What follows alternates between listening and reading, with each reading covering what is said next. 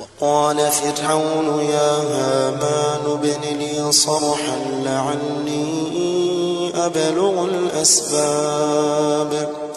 أسباب السماوات فأطلع إلى إله موسى وإني لأظنه كاذبا.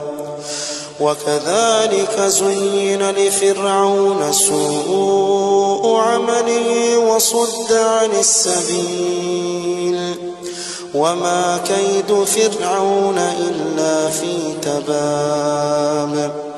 وقال الذي آمن يا قوم اتبعون أهدكم سبيل الرشاد.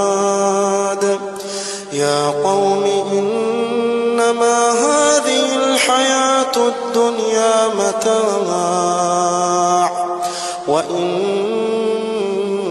الآخرة هي دار القرار. من عمل سيئة